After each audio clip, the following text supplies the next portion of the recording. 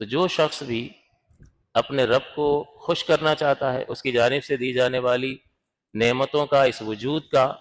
اور نہ ختم ہونے والی نعمتوں کے یہ مسلسل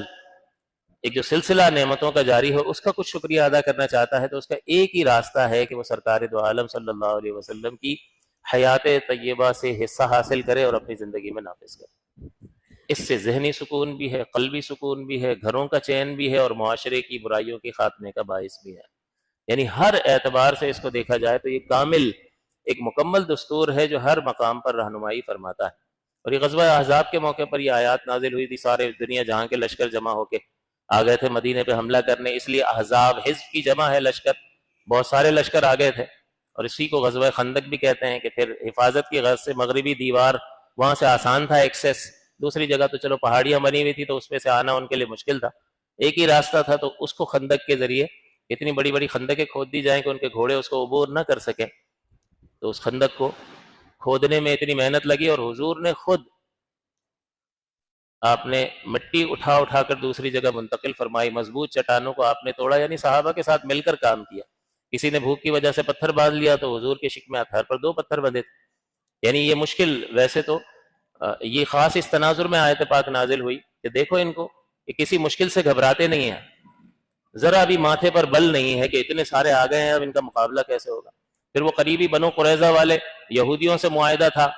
انہوں نے بھی عین وقت پہ معاہدہ توڑ دیا کہ وہ بھی یہ سمجھے کہ اب اتنے لشکر ان پر آ پڑے ہیں تو یہ تو گئے ختم، تو اب ان سے معاہدہ رکھنا نہ رکھنا کوئی مقصد نہیں ہے، تو انہوں نے بھی اس وقت، اس سے بھی حضور کی طبیعت پہ کوئی فرق نہیں پڑا، اور تنگی اتنی کہ کھانے کے مسئلے، غذا کے مسئلے، خوراک کے مسئلے، لیکن ایک استقامت کا پہاڑ ہے لیڈرشپ میں جو موجود ہے اور سب کو سہارا فراہم کر رہا۔ تو اگرچہ اس خاص تناظر میں یہ آیت پاک نازل ہوئی، لیکن حکم اس کا عام ہے کہ ہر ایک اعتبار سے تم نبی کریم صلی اللہ علیہ وسلم کی اتباع کرو، ان کی سنتوں پر عمل کرو، دین کو تقویت دو، مصیبتوں پر صبر کرو، اور نبی اکرم صلی اللہ علیہ وسلم کا ساتھ نہ چھوڑو۔ یہ سب نظریے کے پیچھے چل رہے تھے، ورنہ اتنی سردی تھی غزوہ خندق کے موقع پر، بھوک اتنی شدید، اتنی محنت والا کام، خندق کھودنا کوئی آسان کام نہیں ہے، لیکن اور اتنی بھوک ہے کہ پیٹ پر پتھر باندھا ہے، لیکن کوئی بھی چھوڑ کر جاتا نہیں ہے، جانے کے لیے تیار نہیں ہے۔ آج تو دین کی وجہ سے ذرا تکلیف پہنچے تو کہتے بھائی ہم نہیں کر رہے، لیکن یہ لوگ کسی فائدے کی وجہ سے نبی کریم کے ساتھ جڑے ہوئے نہیں تھے، بلکہ ایک نظریے کے ساتھ جڑے ہوئے تھے کہ دین کو تقویت دینی ہے، حق کو بلند کرنا ہے، اور اس ہی میں ہماری فلاح ہے اور اسی میں ہماری نجات ہے، اور یہی درست راستہ ہے کہ جس ذات اقدس نے ہمیں وجود عطا کیا، ہزارہ نعمتیں عطا کی ہیں، اب اس کا کچھ شکریہ ادا کرنے کا موقع ہے، تو جان دے کر بھی وہ ادا کیا جائے گا، اور جان دی ہوئی اسی کی تھی، حق تو یہ ہے کہ حق ادا نہ ہوا، تو اگر کچھ کر بھی لیا تو اللہ پہ تو معاذ اللہ کسی نے احسان نہیں کیا، اسی نے جان دی تھی اور اسی کی راہ میں لٹا دی، تو جان تو ویسے بھی نکل جانی ہے، تو کینسر میں مرے گا، کوئی حادثے میں مرے گا، کوئی کسی چیز میں مر جائے گا، موت تو آنی ہے، لیکن اللہ کے لیے موت آئے، بتاؤ وہ موت اور عام موت میں زمین آسمان کا فرق ہے یا نہیں ہے؟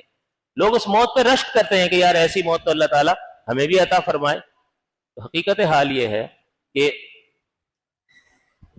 اس خاص موقع پر اگرچہ یہ آیت پاک نازل ہوئی، لیکن ہر شعبے میں نبی اکرم صلی اللہ علیہ وسلم کی حیات طیبہ میں بہترین عملی نمونہ ہے، اور یہی نجات کا راستہ ہے۔ نجات سب کو چاہیے، اور راستہ واحد سرکار دو عالم صلی اللہ علیہ وسلم کی اتباع اور پیروی میں ہے۔ اس روئے زمین نے کبھی کوئی ایسا آدمی دیکھا ہے کہ جو یہ کہتا ہو کہ میری ہر بات لکھ لو اور سب کچھ بتا دو جو میں گھر میں کرتا ہوں، وہ بھی سب کو بتا دو؟ بہت ساری حماقتیں آدمی کر رہا ہوتا ہے، کچھ غلطیاں اس سے ہو جاتی ہیں، کچھ ساری باتیں بتانے کی نہیں ہوتی ہیں، کچھ چھپانے کی ہوتی ہیں، لیکن میرے اور آپ کے آقا کیا فرماتے ہیں؟ سب بتا دو، اکتب یا عبداللہ، اے عبداللہ میری ہر بات کو لکھ لیا کرو، کیونکہ کیفیت چاہے جمال کی ہو یا جلال کی ہو، اس دہن اقدس سے حق کے سوا کبھی کچھ نکلتا ہی نہیں۔ یعنی کوئی کیفیت ہو، کوئی ماحول ہو، جمال ہو، جلال ہو، حق ہی حق اس زبان حق ترجمان سے نکلتا ہے۔ بات ہی ختم ہو گئی نا کہ کیفیت بھی غالب نہیں آتی ہے، کیفیت پر بھی ایسا کنٹرول ہے کہ چاہے کسی طرح کا بھی ماحول ہو، حق کے سوا اس زبان اطہر سے کچھ نہیں نکلتا۔ تو بتاؤ کس کی پیروی کرو گے؟ اس کی پیروی کرو گے کہ جو غصے میں آپے سے باہر ہو کر ماں بہن کی گالیاں بکتا ہے، اس کی اتباع اور پیروی ہوگی، یا اس کی اتباع اور پیروی ہوگی کہ جس کی زبان پاک سے حق کے سوا کبھی کچھ نکلتا ہی نہیں؟ کیونکہ اتباع کس کی ہوتی ہے؟ حق کی اتباع ہوتی ہے، اور حق محمد الرسول اللہ صلی اللہ علیہ وسلم کے ساتھ ہے۔